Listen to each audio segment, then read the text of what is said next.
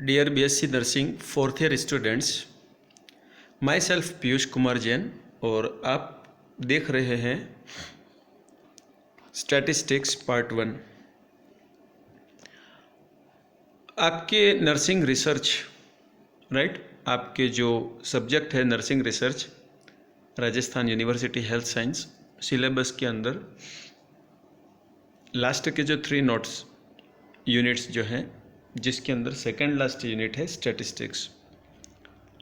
Statistics को हम bullet wise series wise discuss करेंगे according to your syllabus, okay, with notes. तो dear students, आपको पेन और कॉपी लेकर बैठना है और आपको इसमें से सारे नोट्स भी अवेलेबल हैं। तो स्टार्ट करेंगे स्टैटिस्टिक्स। फर्स्ट जो यूनिट के अंदर आपका फर्स्ट जो बुलेट है वो है इंट्रोडक्शन ऑफ स्टैटिस्टिक्स। इंट्रोडक्शन को अपन समझ लेंगे, वर्बली में जो डिस्क्रिप्शन आपको बता रहा हूँ वही उसका इंट्रोडक्शन है, लेकिन उसमें जो क्वेश्चन बनता है वो बनता है define the statistics and right the purpose of statistics, right. तो उसको भी अपन किस तरह से लिखना है ये डिस्कस करेंगे। तो पहले बात करते हैं अपन स्टैटिस्टिक्स के इंट्रोडक्शन की। तो डियर स्टूडेंट्स, जो स्टैटिस्टिक्स की बात करें हम, राइट, तो उसमें क्या है कि सबसे पहले आपको ये समझना है कि स्टैटिस्टिक्स जो है वो एक ब्रांच ऑफ साइंस है। क्या है? ब्रांच ऑफ साइंस है और मैथमेटिक्स साइंस की ब्रांच है। किस ब्रांच है? मैथमेटिक्स की ब्रांच है। तो जैसे एग्जांपल के लिए यहाँ पर क्या होता है, मैथमेटिक्स के अंदर क्या रहते हैं, डेटा को हम कैलकुलेट करते हैं, ऐड करते हैं, मल्टीप्लाई करते हैं, डिवीज़न करते हैं, राइट। ये बेसिक इसके क्या है, फार्मूला जो यूज़ होते हैं, और ये इसकी कैलकुलेशन फार्मूला है कि हम डेटा को किस तरह से उनको सॉल्व करके उसके डेटा हम निकालें, सॉल्यूशन निकालें। स्टैटिस्टिक्स एक ऐसी ब्रांच है जिसके अंदर डेटा का कलेक्शन करना, डेटा को अरेंज करना, डेटा को एनालिसिस करना, डेटा को प्रेजेंट करना और डेटा को डिस्क्राइब करना, इंटरप्रेट करना, यह सारा इसके अंदर आ जाता है। डेटा किस तरह से एक दूसरे से कोरिलेट होते हैं, वो सारी चीज़ें इसके अंदर आती हैं। तो यहाँ पर जब मैं डेटा की बात कर रहा हूँ तो डेटा 2 तरह के होते हैं, quantitative data and qualitative data. तो आइए देखते हैं किस तरह से इसको किया जाए। सपोज एक मैं छोटा सा एग्जांपल देता हूँ आपके सामने, फिर हम 1 बाय 1 स्लाइड को देखेंगे। सपोज कि आप कोई 100 पेशेंट पर रिसर्च कर रहे हैं, तो स्टैटिस्टिक्स जो है वो हमारे रिसर्च में बहुत ही यूज़फुल है। उसकी एक हम स्पाइनल कॉर्ड कह सकते हैं। Statistics is the spinal cord of the research study. तो यहाँ पर जैसे सपोज करो आपके पास क्या है, 100 क्या है, 100 पेशेंट हैं और 100 पेशेंट से आप जो डेटा लेते हो, उन किसी एक पेशेंट का एक डेटा तो होगा नहीं, उस एक पेशेंट का एज भी होगा, जेंडर होगा, उसका पेन का क्वालिटी क्या है, राइट, उसको फीवर कितना है, उसको शुगर कितनी है। तो उससे हम एक पेशेंट से हम जो भी डेटा लेते हैं, सेम वैसे ही सारे डेटा हम अदर पर्सन से भी लेते हैं रिसर्च पर्पस के लिए। तो उन सारे डेटा को अरेंज करना, इतना सिस्टमेटिक तरीके से अरेंज करना, कलेक्ट करना, एक ग्राफिकल प्रेजेंट में उसे शो करना, कैलकुलेट करना, उनके बीच में कोरिलेशन को ग्राफ के रूप में प्रेजेंट करना, राइट, ये सारी चीज़ें किस में आती हैं? स्टैटिस्टिक्स के अंदर आती है। यहाँ पर स्टैटिस्टिक को समझने के लिए ये डिस्क्रिप्शन काफ़ी होगा आपके लिए, लेकिन जब रही बात यूनिवर्सिटी एग्ज़ाम्स की, तो वहाँ पर क्वेश्चन आपके सामने यही आएगा कि डिफाइन द स्टैटिस्टिक्स। तो यहाँ पर सीधा सा मैं आपको कहना चाहूँगा, statistics is a form of mathematical analysis. Statistics क्या है? एक तरह से मैथमेटिकल एनालिसिस का क्या है? रूप है। That uses the quantified model representation, वो डाटा को क्वांटिफाइड करने में, रिप्रेजेंटेशन को करने में, and synopsis for given set of the experimental data और real life study. Real life study या एक्सपेरिमेंटल डेटा जो हैं उनको रिप्रेजेंट करना उस डेटा का जो सेट है, जो बल्क है डेटा का, राइट, डिफरेंट डिफरेंट टाइप के डेटा हो सकते हैं, उन डेटा को रिप्रेजेंट करना, उनको एक आदर्श प्रारूप देना क्या कहलाता है? स्टैटिस्टिक कहलाता है। Dear students, statistic is a science of collecting, analysing, presenting and interpreting the data. I hope कि आपको ये कॉन्सेप्ट अच्छे से समझ में आ गया है। अब इसमें एनालिसिस कैसे करते हैं, प्रेजेंट कैसे करते हैं, इंटरप्रेट कैसे करते हैं, ये हमको प्रैक्टिकल के समय और जैसे जैसे हम इस क्लास को आगे बढ़ाते जाएंगे आपको डिटेल समझ में आता जाएगा।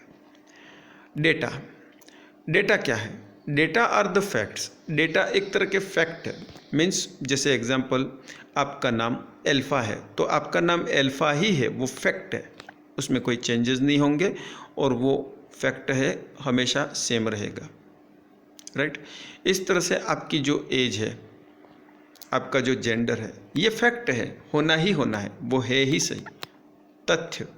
तो यहाँ पर डेटा जो है एक तरह से फैक्ट है, एंड फिगर्स, नंबर भी हो सकते हैं, right, that are collected, analysed, summarised for the presentation and interpretation, जो कि कलेक्ट किए जाते हैं, एनालाइज्ड किए जाते हैं, समराइज्ड किए जाते हैं। क्यों किए जाते हैं?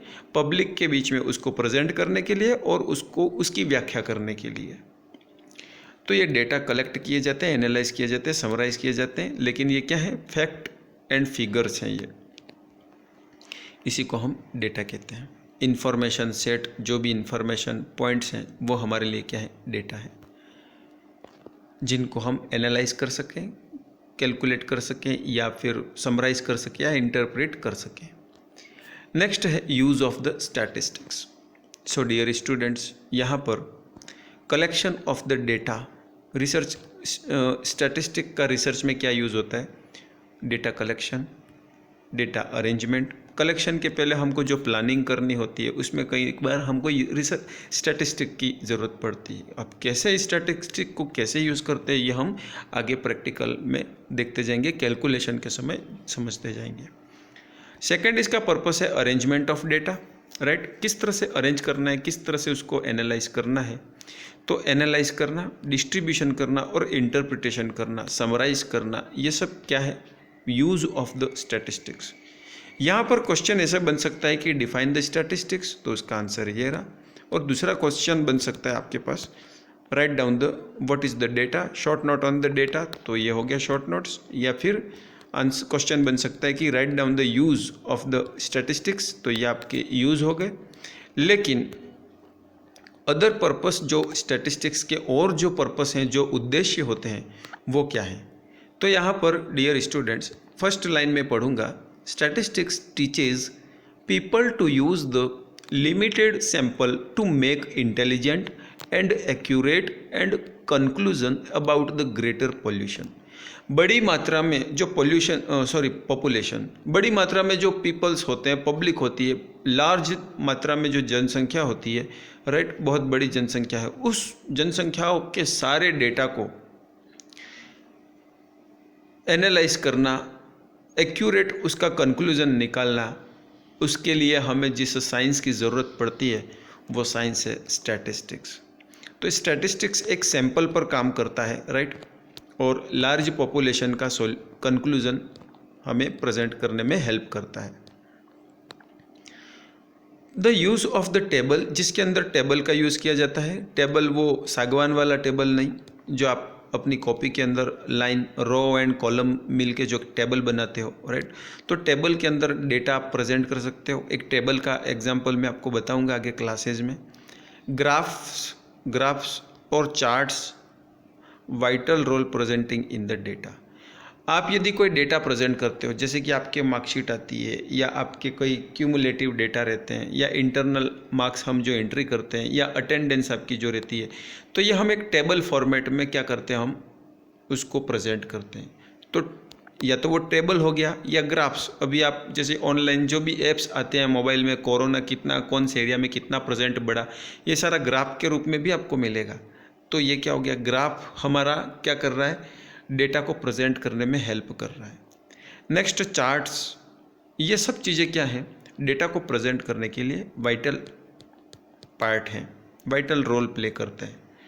Being used to draw this conclusion, और ये कोई कंक्लूजन निकालते हैं कि सर, ये कंक्लूजन निकालते हैं कि मार्च में कोरोना बहुत कम था, कोविड-19 धीरे धीरे मार्च, अप्रैल, मई, जून, जुलाई, अगस्त में बढ़ा, फिर वापस कम हो गया, और अभी लास्ट के जो मंथ हैं अक्टूबर नवंबर में बिल्कुल और इसकी स्पीड जल्दी बढ़ गई, सेकेंड वेव आने की तैयारी है। तो ये सब चीज़ें कैसे पता चलती हैं? हमको ग्राफ से पता चलती है। डेटा को जब हम सिस्टमेटिकली टेबल के फॉर्म में या ग्राफ के फॉर्म में जब अरेंज करते हैं तो हमें कंपैरिजन पता चलता है कि इस तरह से इसके अंदर वेरिएशन आ रहे हैं। तो वो सारा कंक्लूजन निकालने के लिए हमें टेबल, ग्राफ और चार्ट्स जो है वो हेल्प करते हैं। डियर स्टूडेंट्स, नेक्स्ट हेडिंग अपनी जो है वो है scale of the measurement, right. मैं कहूँ कि डियर स्टूडेंट्स, आपको एक रिसर्च करनी है और उनके रिसर्च के डेटा को मेज़र करना है। तो डेटा को आप जो मेज़र करते हो, और क्वेश्चन ये नहीं है कि डेटा को मेज़र कैसे करते हैं, क्वेश्चन ये है कि डेटा को मेज़र करने के यहाँ पे क्या क्या स्केल्स हैं, क्या क्या तरीके हो सकते हैं और कैसे करते हैं, वो अलग अलग तरीक़ों में हम देखेंगे। तो यहाँ पर डेटा को मेज़र करने के जो तरीके रहते हैं वो यहाँ पे उसी को अपन स्केल्स ऑफ, अलग अलग स्केल्स रहती हैं, अलग अलग टेक्निक्स रहती हैं। तो यहाँ पर क्या लिखा है देखते हैं। It refers to the way in which the variable number are defined and categorised. Each scale of the measurement has certain properties which turns to determine the appropriateness of the use of certain statistical analysis। का मतलब ये है कि आप जो research के statistical के जो डेटा लेते हो, ये डेटा वेरिएबल्स भी हो सकते हैं, चेंजेस वाले होते हैं, इनमें वैरायटी आ सकती है, जैसे age, gender, right, population, number जो भी है। तो उनको आप क्या करते हैं, कुछ डेटा को आप कैलकुलेट कर सकते हैं और कुछ डेटा को आप कैलकुलेट नहीं कर सकते हो या अदर डेटा के साथ कंपेयर नहीं कर सकते हो। तो उसके लिए अलग डेटा के नेचर के अकॉर्डिंग, अलग अलग डेटा के नेचर के अलग अलग डेटा के अलग अलग नेचर के अकॉर्डिंग उनको मेज़रमेंट करने की स्केल भी अलग रहती है, राइट। जैसे कि आप 20 साल के आपके पॉपुलेशन में 2 कैंडिडेट ऐसे हैं जिनकी एज 20 है, राइट। दोनों कैंडिडेट की एज क्या है, 20 है। तो आप माई टू या ऐसा नहीं कह सकते हो कि 2 मेंबर्स ऑफ माई पॉपुलेशन, मेरे लिए गए सैंपल में से 2 मेंबर की एज 40 है, ऐसा नहीं कह सकते। दोनों की 40 है ऐसा कह सकते हो। कहने का मतलब ये कि 20 और 20 साल की जो दोनों की अलग अलग एज थी उनको आप जोड़ के नहीं बता सकते, राइट। उसी तरह से दोनों के स्कोर को आप जोड़ के नहीं बता सकते हो, अलग, उनको डिफरेंटली ही प्रेजेंट करना होता है। तो यहाँ पर इसलिए अलग अलग स्केल यहाँ पे यूज़ की जाती है। स्केल ऑफ द मेजरमेंट, अब मेन बात आई, अब यहाँ पे इस चीज़ को यदि आप समझ लेते हो तो स्केल ऑफ मेजरमेंट आपको अच्छे से समझ में आ जाएगा।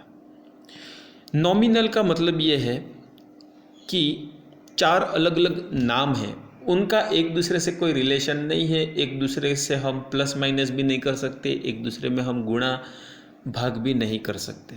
जैसे कि आप किसी नर्सिंग स्टूडेंट्स पर स्टडी कर रहे हो, नर्सिंग स्टूडेंट्स पर आप स्टडी कर रहे हो तो वो क्या हो गया, first year, second year, third year, fourth year, वो उनके चारों के नाम हो गए, राइट। आप फर्स्ट ईयर को सेकेंड ईयर में से फर्स्ट ईयर को निकाल दोगे तो एक फर्स्ट ईयर और बचेगा, ऐसा कैलकुलेशन आप नहीं कर सकते।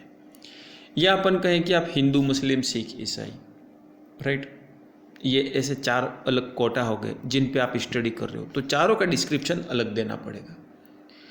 आप डायबिटीज़, किडनी, कोविड पेशेंट और एक अदर प्रेग्नेंट लेडी, तो वो चारों की कंडीशंस अलग हैं, इसलिए उनको हम नॉमिनल डेटा देते हैं। नॉमिनल, उनको जो हम नाम देते हैं वो डेटा, उस तरह के जो डेटा रहते हैं वो नॉमिनल कहलाते हैं।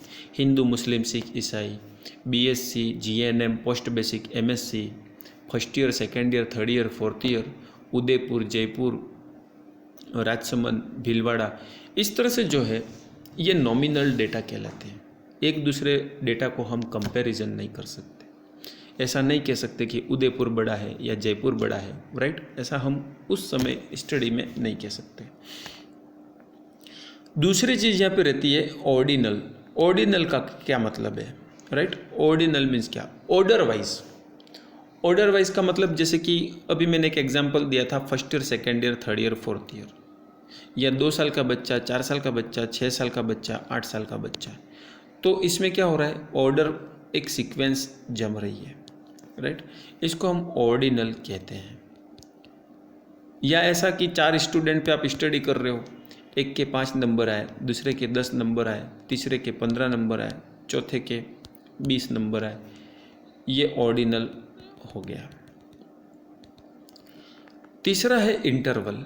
इंटरवल का मतलब ये कि आप 4 लोगों पे मान लो, फॉर एग्जांपल के लिए, कम से कम रिसर्च के लिए मिनिमम पॉपुलेशन 100 होती है। मैं एग्जांपल दे रहा हूँ, आप 4000 समझ लो, 4000 लोग हैं, राइट। 4000 लोगों पे स्टडी कर रहे हो, 1000 लोगों के नंबर, या अपन यूँ कहें कि 1000 लोगों का जो स्कोर है, या एज की बात कर ले, 1000 लोगों की जो एज है वो आती है 20 से 30 के बीच में।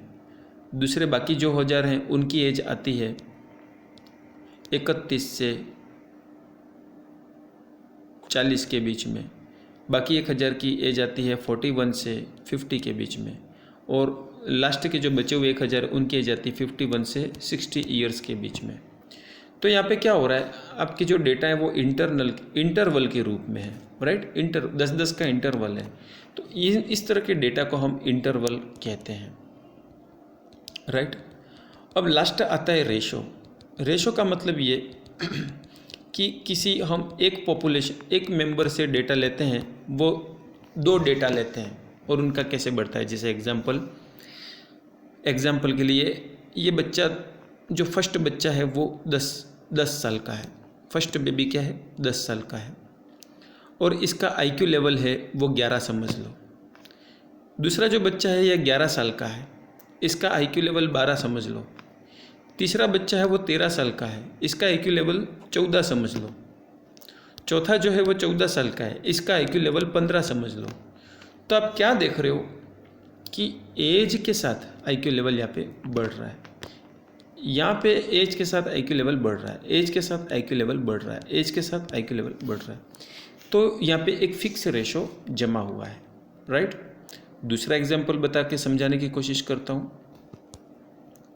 कि उदाहरण के लिए किसी की हाइट 5 है, किसी की हाइट 6 है, किसी की हाइट 7 है, किसी की हाइट 8 है। तो आपको पता है हाइट के अकॉर्डिंग वेट उसका ज़्यादा होना चाहिए। तो इसका वेट 40 kg समझ लो, इसका वेट 45 kg समझ लो, इसका वेट 50 और इसका वेट 60 समझ लो। तो ऐसा आना चाहिए। यदि ऐसा नहीं आ रहा है, इसका मतलब क्या है, एज और वेट जो है वो आपस में कोऑर्डिनेट नहीं कर रहे, राइट। तो यहाँ पे आप क्या देख रहे हो, इसको रेशो करके देखते हैं, इस रेशो में इतना वेट है, इस रेशो में इतना है, राइट। इस तरह से ये होता है। तो 2 डेटा ऐसे रहते हैं, इंडिविजुअल के 2 डेटा ऐसे रहते हैं जो आपस में जो रेशो बनाते हैं, वैसा ही रेशो दूसरे पर्सन के 2 डेटा के बीच में वो रेशो बनना चाहिए। यदि बनता है तो कोरिलेटेड, नहीं बनता है तो नॉट कोरिलेटेड, राइट। तो इस तरह से ये डेटा है। अपन जैसे जैसे इसको डिटेल में पढ़ते जाएंगे आप समझते जाओगे। तो यहाँ पर 4 तरह के डेटा होते हैं। एक जो नाम से जाने जाते हैं, जो एक दूसरों के साथ कंपेयर नहीं किए जा सकते, हिंदू, मुस्लिम, सिख, ईसाई। 4 कलर के नाम हो गए, उदयपुर, जयपुर, भीलवाड़ा, राजसमंद हो गया। ऑर्डिनल वाले डेटा वो कि एक डेटा है, उससे थोड़ा सा वैल्यू दूसरे डेटा की बढ़ेगी, तीसरे डेटा की और बढ़ेगी, चौथे और बढ़ेगी, या फिर कम होती जाएगी। तो इस तरह के डेटा को ऑर्डिनल कहते हैं। इंटरवल वो है कि किसी एक पर्सन के अंदर 2 डेटा है, दोनों के बीच में इंटरवल होगा और इसके अंदर रेशो देखा जाता है। तो यहाँ पर माय डियर स्टूडेंट समझाने की कोशिश करी है, राइट। 4 स्केल जो हैं अपन 1 बाय 1 डिटेल इसमें समझते हैं। स्केल ऑफ मेजरमेंट के अंदर नॉमिनल और ऑर्डिनल, इंटरवल और रेशो, दोनों में क्या, क्वालिटेटिव मेजरमेंट्स जो होते हैं उसके लिए अपन नॉमिनल या ऑर्डिनल डेटा यूज़ करते हैं। जैसे कि क्वालिटेटिव, कोई एक बंदा फेयर है, गोरा है, दूसरा थोड़ा रेड है और तीसरा जो है बिल्कुल ब्लैक है। तो ये क्या है? क्वालिटेटिव। क्वालिटी, फेस के कलर की क्वालिटी कितनी अच्छी है या कितनी खराब है, उसको डिफाइन करने के लिए अपन तीन कलर का वर्ड यूज़ कर रहे हैं, वाइट, रेड, ब्लैक। तो वाइट, रेड, ब्लैक क्या हो गए? नॉमिनल हो गए। वाइट बॉय कितने हैं, रेड बॉय कितने हैं, ब्लैक बॉय कितने हैं। दूसरा है यहाँ पे ऑर्डिनल। तो यहाँ पे क्या हो गया जैसे कि कोई पर्सन, जैसे अपन नर्सिंग स्टूडेंट का नाम लें, आप पॉपुलेशन आपके 1000, आप स्टडी कर रहे हैं 1000 पॉपुलेशन पे, और 1000 पॉपुलेशन में बीएससी नर्सिंग स्टूडेंट्स हैं, तो आप क्या डेटा बताते हो इसमें कि फर्स्ट ईयर वाले कितने थे, सेकेंड ईयर वाले कितने थे, थर्ड ईयर वाले कितने थे, फोर्थ ईयर वाले कितने थे, राइट। तो ये इनके डेटा कुछ भी आ सकते हैं। फर्स्ट ईयर वाले 200 हो सकते हैं, बाकी 200 हो सकते हैं, फिर 600 हो सकते हैं, टोटल ये मिला के 1000 हो जाएंगे। तो यहाँ पर 200, 400, 600 ये क्या हो रहा है? एक ऑर्डर में सीरीज बन रही है। तो इस तरह का जो है ये क्वालिटेटिव के अंदर आते हैं। या अपन ऑर्डिनल को समझने के लिए पेन की बात करें, किसी को 5 पॉइंट का पेन है, किसी को 6 पॉइंट का पेन है, किसी को 7 पॉइंट, 8 पॉइंट, तो ये क्वालिटेटिव डाटा है, राइट। न इनको अपन आपस में जोड़ के सारे पेशेंटों का इतना पेन हुआ ऐसा हम नहीं बता सकते, राइट। कैलकुलेशन यहाँ पे पॉसिबल नहीं होती है क्वालिटेटिव डाटा के अंदर। उसके लिए फिर हमारा अलग स्केल यूज़ होता है। इंटरवल के अंदर क्या होता है? क्वांटिटेटिव डाटा के लिए हम इंटरवल या रेशो मेथड यूज़ करते हैं। तो इस तरह के डाटा जो रहते हैं वो क्वांटिटेटिव मेजरमेंट में होते हैं।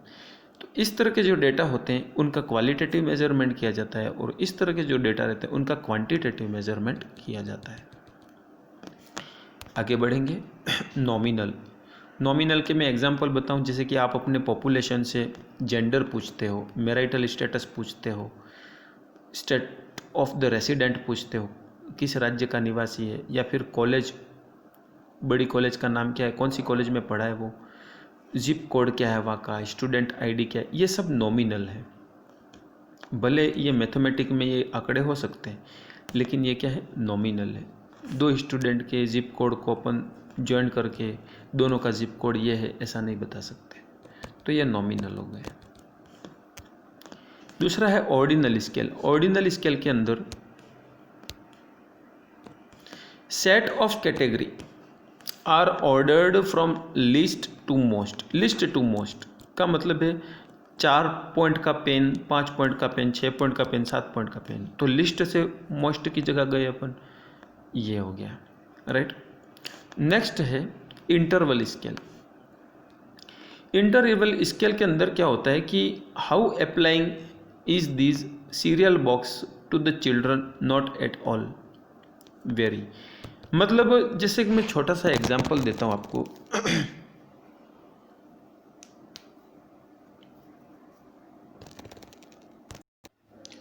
एग्जाम्पल देता हूँ एक छोटा सा मैं। सपोज़ आप कोई मूवी देखने जाते हो। मूवी देखने जाते हो तो जो मीडिया रिप्रेजेंटेटिव जो रहते हैं, राइट, प्रवक्ता जो भी रहते हैं, जो कैमरा और माइक लेके अपने पास आते हैं, और वो अपने को क्या पूछेंगे कि पद्मावती मूवी आपको कैसी लगी, राइट। सिनेमा हॉल के बाहर खड़े हैं, आप जैसे ही पद्मावती मूवी देखोगे और या फिर लक्ष्मी बम मूवी देखोगे, बाहर जैसे ही निकलोगे तो वो माइक लेके, कैमरा लेके आपके सामने आ जाएंगे और कहेंगे कि आपको ये कैसी लगी, आप इसको क्या मार्किंग देना चाहोगे, या आप जो व्हाट्सएप यूज़ करते हो या फ्लिपकार्ट यूज़ करते हो तो हमारी सर्विस आपको कैसी लगी, क्या आप रेटिंग करना चाहोगे। फिर आप क्या रेटिंग करते हो? या तो 0 रेटिंग करोगे, आपका काम अच्छे से हो गया है तो आप 1 रेटिंग कर सकते हो, और अच्छे से हुआ है तो 2 रेटिंग कर सकते हो। आपको फ्लिपकार्ट बहुत अच्छा लगा है, पद्मावती मूवी बहुत अच्छी लगी है, तो आप 3 को टिक करोगे, राइट। और यदि किसी को ख़राब लगा है तो वो -1 को, -2 को, और बिल्कुल बकवास लगा है उसको तो वो -3 को भी टिक कर सकता है। तो यहाँ पर क्या चीज़ हो रही है? यहाँ पे आप जो डेटा कलेक्ट कर रहे हो वो क्वांटिटेटिव डेटा नहीं है।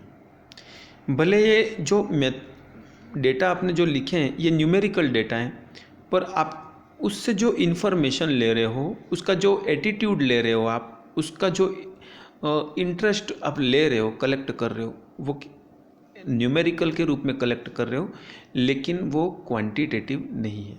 समझ में आ रहा है?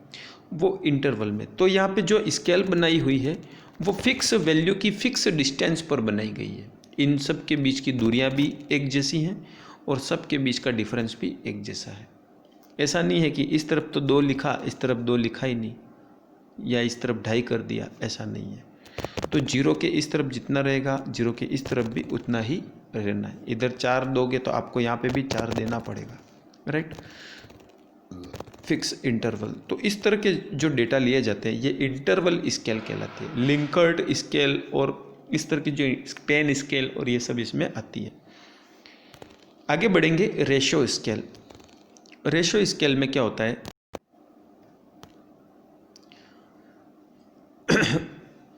एग्जाम्पल बताता हूँ। ये एक एग्जाम्पल है जो नेट की लैंग्वेज का है, लेकिन मैं इसको सिंपल करके थोड़ा बताता हूँ कि ये आप हो, राइट? ये कौन है? आप हो, और यहाँ पे आपका फ्रेंड है। अब क्या होता है कि यदि आपके गणित में 5 नंबर आए, ओके, तो इसके गणित में 6 नंबर आए।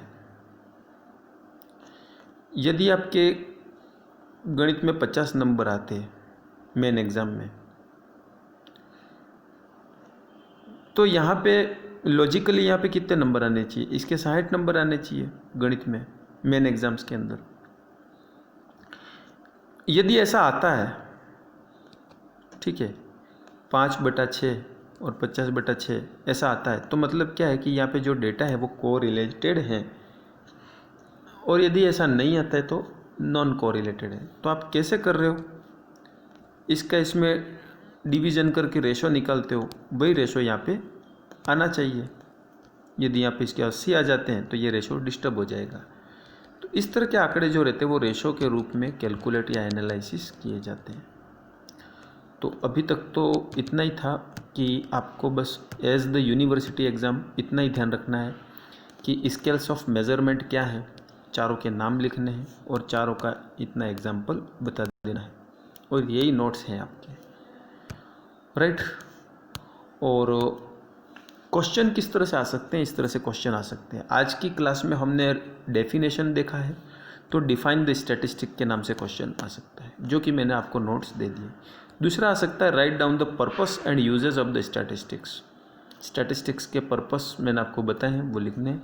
या फिर क्वेश्चन पेपर यदि थोड़ा सा टफ बनाने की कोशिश की तो describe the level of measurement हो सकता है, या write down the short note, या short note write down the short note on level of measurement पूछा जा सकता है। यदि नहीं पूछेंगे तो वो एमएससी नर्सिंग में पूछेंगे, राइट? तो इस तरह से आज की क्लास के ये क्वेश्चन बन सकते हैं। पिछले जो यूनिवर्सिटी एग्ज़ाम्स के पेपर है उसके अंदर देखिएगा, और नोट्स वगैरह जो भी आपकी ये डिस्प्ले हो रहे हैं वही आपके नोट्स हैं। बुक मैं आपको अच्छी बुक बता दूंगा जिसके अंदर आपको लैंग्वेज रिलेटेड चीज़ें मिल जाएंगी, लैंग्वेज कैसे अरेंज करनी है आइडिया मिल जाएगा। All the best. Next class के लिए कंटिन्यू रहे। ये थी स्टैटिस्टिक्स पार्ट 1। नेक्स्ट क्लास आपकी जल्दी से जल्दी आने वाली है। पिछली क्लासेस जो हमारी स्टैटिस्टिक्स की थी, जिसके अंदर हमने मीन को कैलकुलेट किया था और मीडियन को भी, जो भी कैलकुलेट किया था, आप देख लेना पिछली कौन सी क्लासेस हैं। लेकिन चूंकि अभी अपन यूनिट को सीरीज़ वाइज पढ़ रहे हैं, सीक्वेंस वाइज पढ़ रहे हैं, तो हो सकता है वो मैटर जब पढ़ना है अपने को तो उसकी लिंक मैं डायरेक्ट आपको दे दूंगा, क्योंकि उनकी क्लासेस पहले बन गई है और फिर उसके बाद अपन आगे की तरफ बढ़ते जाएंगे। तो आई होप आपको अच्छे से समझ में आया होगा, राइट? और आपकी अटेंडेंस के लिए मैं जब भी आपको नोटिफिकेशन भेजता हूँ, किस पर, व्हाट्सएप ग्रुप में नोटिफिकेशन भेजता हूँ, तो आपको वीडियो को देखकर फिर उसके टॉपिक नेम, आपका नेम, राइट, टॉपिक, आपका नेम और प्रेजेंट सर लिख के आपको मुझे क्या करना है, मैसेज करना है सेम ग्रुप के अंदर। जो स्टूडेंट्स क्लास अटेंड कर रहे हैं वो ये भेजेंगे और उनकी यहाँ पर ऑफलाइन अटेंडेंस में मेंशन कर रहा हूँ। जिन लोगों का रिस्पांस विद इन 24 डेज यदि नहीं आता है, राइट, आपको रिस्पांस कब तक दे देना है, मैं जैसे 1 तारीख को वीडियो डालता हूँ तो आपको 1 तारीख को शाम तक रिप्लाई दे देना है, राइट। यदि आप रिप्लाई दे दोगे तो आपकी प्रेजेंट लगेगी, अदरवाइज़ क्या लगेगी, एब्सेंट। सो डियर स्टूडेंट्स, ये जो भी आपकी अटेंडेंस है वो आपके इसमें इंटरनल एग्ज़ाम्स, इंटरनल मार्क्स उसके अंदर बहुत प्रभाव रखती हैं, इम्पोर्टेंट है। All the best.